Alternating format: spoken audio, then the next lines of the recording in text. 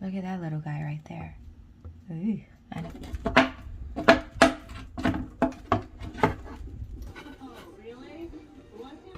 Today I am going to show you how I turn this old wooden box into these 5 amazing home decor items that you can find at a boutique anywhere. So stay tuned.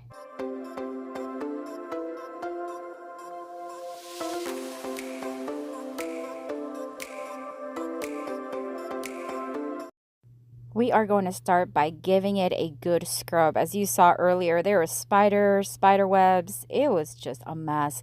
Now, I had gotten a second one of these wooden boxes at a yard sale with this one. They were each $3 for with the other one. I turned it into a side table, and this one was just a little bit not in the shape that I wanted it. But then I thought, you know what? I'm going to tear it apart. I'm going to pull it apart, but keep it as original as possible. I love the nail holes that it has, and just the wear and tear that it naturally has.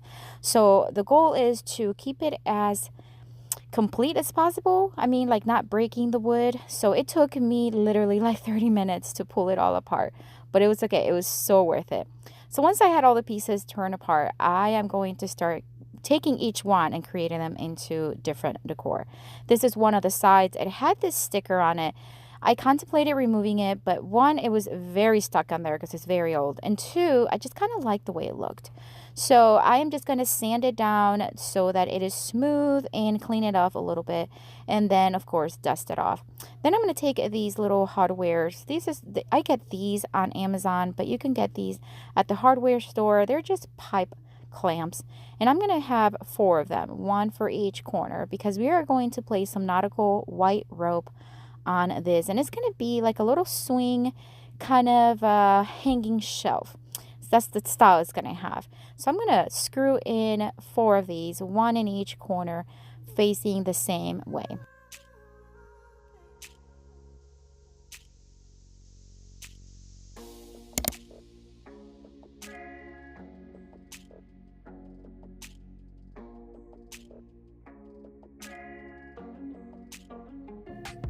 The nautical rope is from Dollar Tree, and I'm going to use 2 of them. So $2 for both of them. And then I'm just going to thread them through. And the beautiful part of this is because it has the clamps, we don't have to do anything with it. So whether you want to hang this like a hanging basket or you want to place it on a wall, you can just adjust the shelf as you need it. So all I'm going to do is, after I thread it, I'm going to pull on the top and make a very tight knot here on the top. And then that's it. I'm going to cut off the excess nautical rope because that way it's nicely even on top, and that's it. I'm gonna place some pumpkins and some decor, but really this shelf could be used for any season, any decor, any time of the year, and I absolutely loved the character, loved the way it turned out.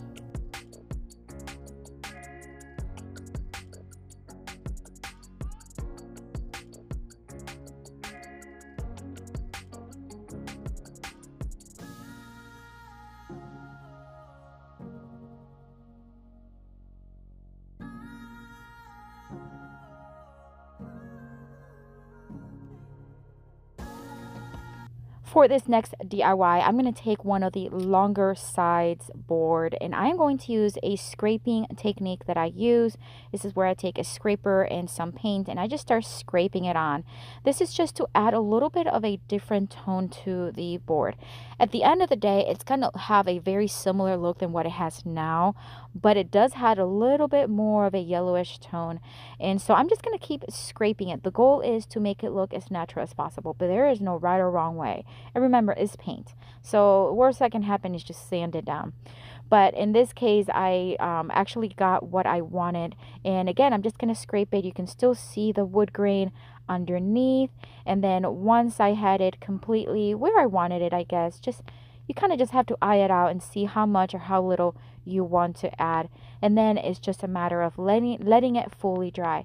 Now after it dried, I contemplated leaving it as is, but I decided to soften it a bit by sanding it down, and I'm using a 150 grit sandpaper, focusing mainly on the edges, but I did it all over the place. Now again, I told you the board looks pretty similar to what it originally did, but it did have a look like it was painted a long time ago and it faded through the years. So I really love the way it turned out. Now I'm going to take my drill and I'm just going to start drilling holes. And I want these holes to be very evenly spread out. So I'm just going to drill one halfway down the board and then another one halfway and then halfway. Does that make sense? So like here, I'm just going to go halfway where the two holes are. And then I'm going to start doing one more in between each section. So halfway through each section. And that way they're all going to be pretty evenly spread out. And I'll do that on the other side as well.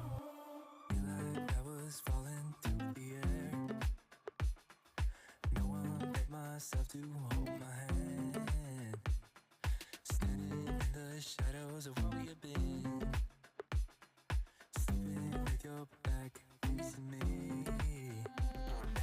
I know, this isn't us. I did sand down a little bit just because it did bring out some splinters and I want to make sure there are none because I will be reselling this one.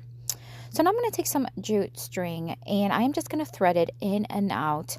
The top one, I'm going to leave the ends long so that I can tie it and then that's where we can hang it from. And then the bottom one, I'm just going to thread it in and out so that it just looks decorative.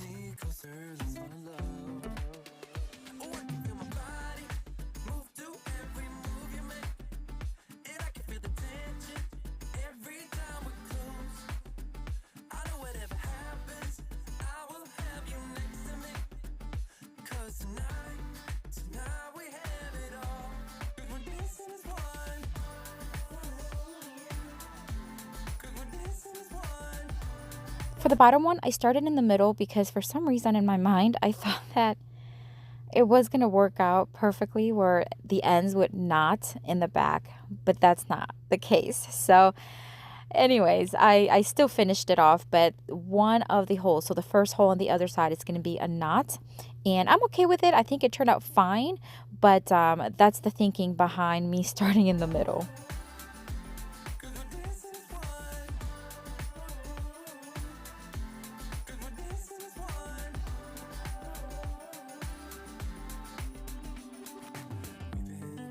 Places all at once. Wish that what we said would come undone. Feels like our minds have been turned off. I am going to take this stencil that I have had for such a long time. I got it on Amazon. And, you know, if you don't have a cutting machine like a Cricut, stencils are great to have. I have several on my Amazon store, which is linked down below. I do have stencils, tools, paints, supplies that I use all the time in my Amazon store. So if you've never checked it out, I ask that you go and check it out. It is down below. So this one, look how cute it turned out. I just stenciled it using some Rust-Oleum chalk paint in the linen white and a makeup sponge, and it turned out stunning, stunning, stunning.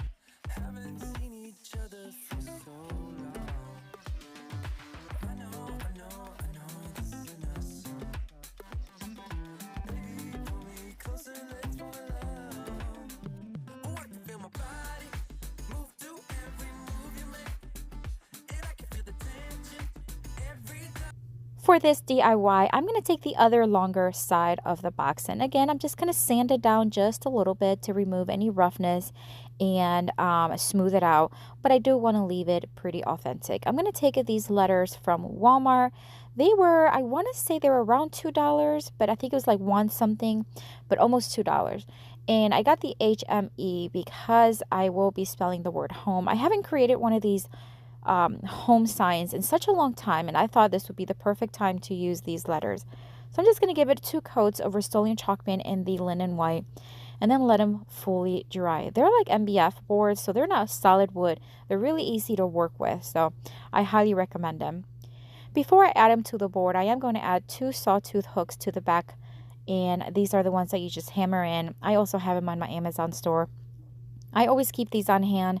I buy a box that has like a ton in them. I also buy the ones that you screw in for heavier items, but these that you hammer in are really easy to use.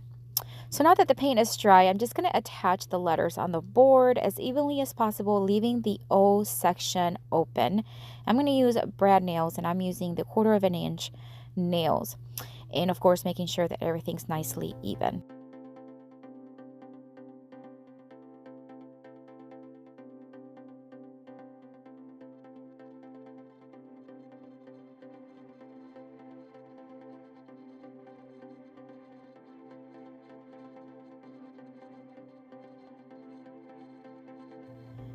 I did fill in the holes that the brad nails left, and then I retouched it with paint, and that way it looks nicely finished.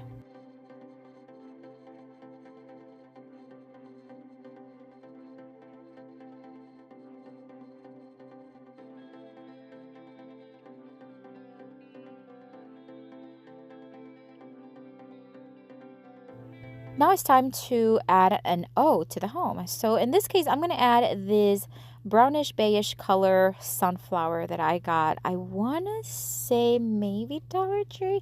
I honestly don't remember. I had it in my stash. So I drilled a hole right in the center where the O is going to go, and I'm just going to thread the little remaining stem through it. I'm going to bend it over, and then I'm going to staple it in place. Now, the reason why I did this is because it's easy to remove staples, and it could so easily be replaced for Christmas, summer, and it's just one of those decor that can go in any home decor, and I loved it. I can't tell you which one is my favorite today because I genuinely love each and every one of them, but this one is really beautiful.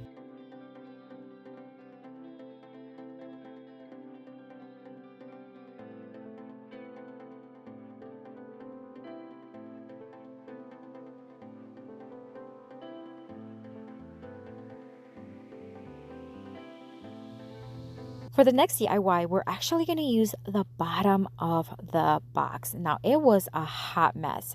It was falling apart. This is why, this bottom is exactly why I didn't keep it as a box because it was so torn apart. But it still has some natural rusticness that I love. So I'm just going to secure the boards with some staples. And I'm actually going to even place one of the little parts that came off and just staple it in place. And we are going to create a little rustic sign, but also a picture holder.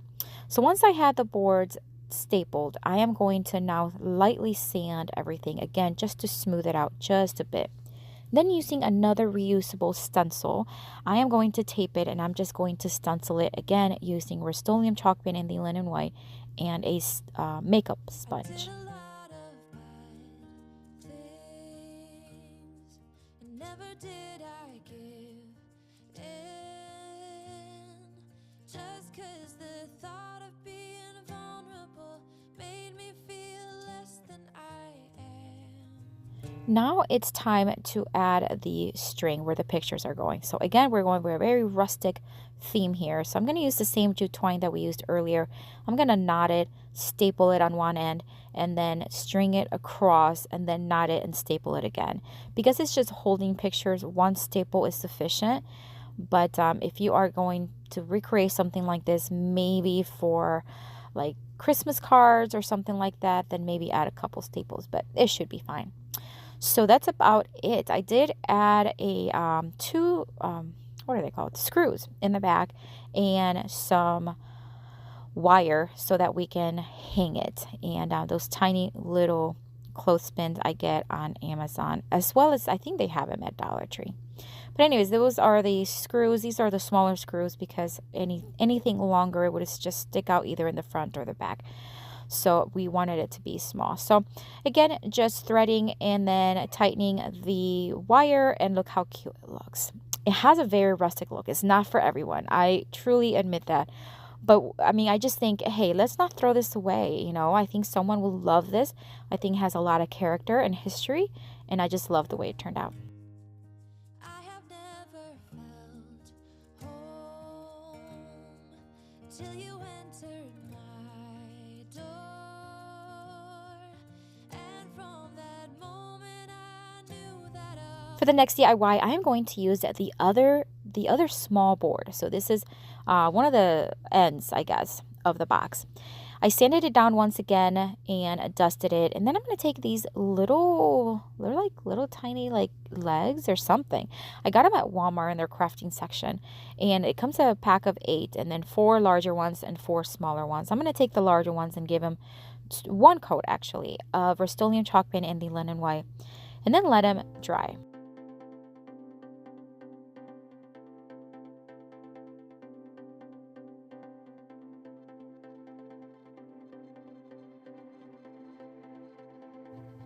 while those dry, I am going to take these little tiny handles that I get on Amazon and are also in my Amazon store, and I'm just going to attach two here, one on each side. So this is going to be like a little tiny serving tray, as well as it could also be a decor riser.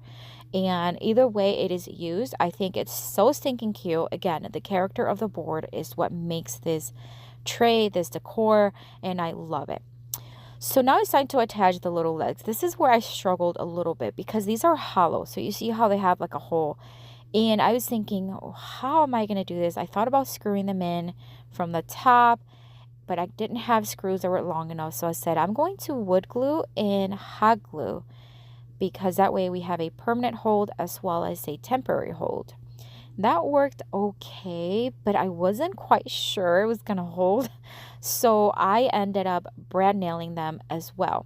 So from the top of the board, I just did I think it was it 1 inch or 1.5 inch brad nails? I'm not quite sure, but they were long enough to go through the board, through the hollow part, all the way to almost the end of the little leg, and it worked out well. Look how cute this is. I even left that nail right in the front because I just love stuff like this. I love the history, I love the character, and I think it turned out stunning. Again, I cannot choose which one is my favorite. I love all of these, but let me know which one you like the most or which one stood out to you the most. Or maybe two. Let me know. If you're visiting for the first time, thank you so much for coming by. I hope you enjoy the video and I hope you consider joining our YouTube family. And if you are returning, thank you so much for coming back. As always, I'm going to have a playlist here with tons more of inspiration for you. I'm sure you're going to like the information, or not the information, the content on this video. So check it out. Have a blessed day, and I'll see you later. Bye.